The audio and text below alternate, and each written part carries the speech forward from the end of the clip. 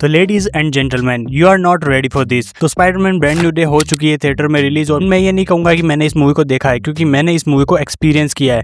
Really ये उन movies में से एक है जिनको तुम मोबाइल की स्क्रीन पर या टीवी की स्क्रीन पर नहीं देखना चाहोगे, इसे थिएटर में जाके एक्सपीरियंस करना चाहिए। मुझे याद है जब मैं छोटा था तो हमारे यहाँ टीवी नहीं था, तो मेरे नानी के यहाँ जब भी जाता था तो स्पाइडरमैन का एनिमेटेड शो आता था डिज्नी एक्सडी पे, तो मैं उसको देखता था। बाद में उसकी मूवीज को देखने लगा और स्पाइडरमैन का बड़ा फैन बन गया। फिर धीरे धीरे जैसे जैसे मैं बड़ा होता गया तो स्पाइडरमैन के लिए मेरा प्यार और भी बढ़ता गया। स्पाइडरमैन 3 आई थी तो मेरी नोटबुक के ऊपर स्पाइडरमैन के स्टिकर्स हुआ करते थे, एंड मेरी टीचर बोलती थी कि स्टिकर्स को हटा दो, लेकिन मैं टीचर की डांट सुन लेता था, लेकिन उन स्टिकर्स को हटाता नहीं था। आज जब मैंने इस मूवी को देखा तो मैं 26-27 साल का वो लड़का नहीं था जो इस मूवी को देख के घर जाके इसका रिव्यू करने वाला है। मैं वो 8-10 साल का बच्चा था जो हमेशा से स्पाइडरमैन की मूवी को first day first show theatre में देखना चाहता था, लेकिन फिर भी हम इसका रिव्यू करेंगे। वीडियो को एंड तक जरूर देखना, वीडियो के अंदर कोई भी स्पॉइलर नहीं होने वाला है। तो फिल्म की कहानी जैसा तुमने ट्रेलर में देखा है वैसी की वैसी है कि नो वे होम के बाद जहां पूरी दुनिया सिर्फ ये नहीं भूली कि पीटर पार्कर ही स्पाइडरमैन है, वो यहाँ तक भूल गए थे कि पीटर पार्कर नाम का कोई लड़का एग्जिस्ट भी करता है। उसके दोस्त लोग जो उसको भूल चुके हैं वो उन्हें स्टॉक तो करता है, लेकिन उन्हें बताता नहीं कि वो पीटर पार्कर है। दुनिया को बस ये पता है कि स्पाइडरमैन नाम का एक सुपर हीरो है जो समय समय पर लोगों की मदद करता है। हालांकि स्पाइडरमैन जो है ग्राउंड लेवल पे ही लोगों की हेल्प करता है, वो बहुत बड़े लेवल पे जाता नहीं है।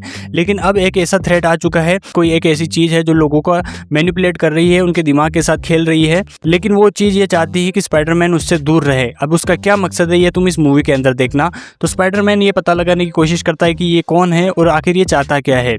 दूसरी तरफ स्पाइडरमैन की जो म्यूटेंट पावर है बहुत ज़्यादा इंक्रीज हो रही है, उसके बॉडी में कुछ बदलाव आ रहे हैं, जैसे कि उसके शरीर से जाले निकल रहे हैं, उसकी आंखें काली हो रही है, वो उसकी बॉडी एक्चुअल स्पाइडर के जैसे बिहेव कर रही है। अब इससे आगे की कहानी तो तुम्हें थिएटर में जाके मूवी देख के ही पता चलेगी। तो वो हल्क यानी ब्रूस बैनर के पास जाता है, बिना अपनी आइडेंटिटी बताए उनसे एक आइडिया लेता है कि किस तरह से ब्रूस बैनर ने एक डिवाइस बनाया है जिससे वो अपनी म्यूटेंट पावर को कंट्रोल करते हैं। क्या वो अपनी म्यूटेंट पावर को कंट्रोल कर पाएगा? क्या वो नए थ्रेट से न्यूयॉर्क को बचा पाएगा? क्या वो अपनी आइडेंटिटी अपने दोस्तों के सामने रिवील कर पाएगा? ये सब इस मूवी में तुम्हें देखने को मिलेगा। इस मूवी में पनिशर भी है जिसको तुमने ट्रेलर और प्रोमोज में देख लिया होगा, और जहाँ तुमने अगर पनिशर की सीरीज देखी होगी तो तुम्हें पता होगा कि पनिशर एक तरह का वायलेंट विजिलेंटी है। वो अपने ओपोनेंट्स को डायरेक्ट मारने में ही बिलीव रखता है, कि वो उन्हें बचाने में बिलीव नहीं रखता। दूसरी तरफ जो स्पाइडरमैन है वो अपने दुश्मनों को सबक सिखाना चाहता है, लेकिन उन्हें मारना नहीं चाहता। बहुत हंसी आएगी तुम्हें इन दोनों की बॉन्डिंग देख के।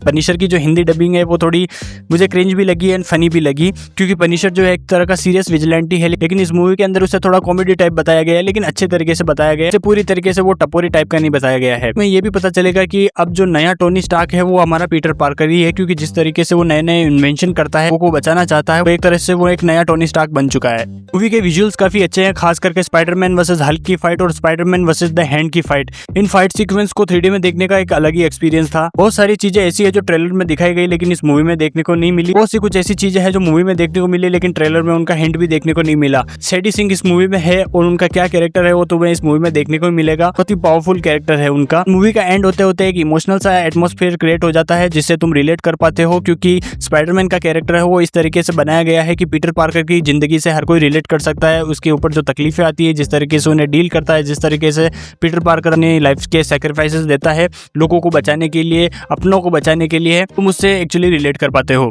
अब मैं इस मूवी को बाकी की स्पाइडरमैन की मूवी के साथ कंपेयर नहीं करूंगा, क्योंकि स्पाइडरमैन का कैरेक्टर जो है हर मूवी के साथ थोड़ा अपग्रेड होता जाता है, के साथ अपना पीटर पार्कर मैच्योर होता जाता है। और इस मूवी के बाद ये अंदाजा लग चुका है कि पीटर पार्कर जो है बहुत ज्यादा मैच्योर हो चुका है। अब वो नहीं चाहता कि उसकी वजह से किसी और को नुकसान पहुंचे। कि इस मूवी को देखने का एक्सपीरियंस मेरा बहुत ही कमाल का था। सुबह 7:30 बजे के शो में गया था जो कि पूरा हाउसफुल था। मूवी के जो डायरेक्टर है वो वही है जिन्होंने शैंग-ची डायरेक्ट करी थी।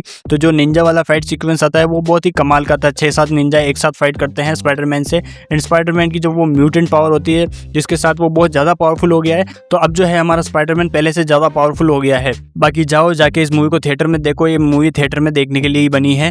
बाकी इस मूवी में 1-2 कैमियोज देखने को मिलेंगे जो तुम्हारे लिए मैं स्पॉइल नहीं करूंगा। फिल्म के एंड में एक पोस्ट क्रेडिट सीन भी आता है, जो क्या है वो तुम थिएटर में जाके देखने लेना। तो बस आज की वीडियो में इतना ही, मिलते हैं नेक्स्ट वीडियो में। Till then keep watching cinema.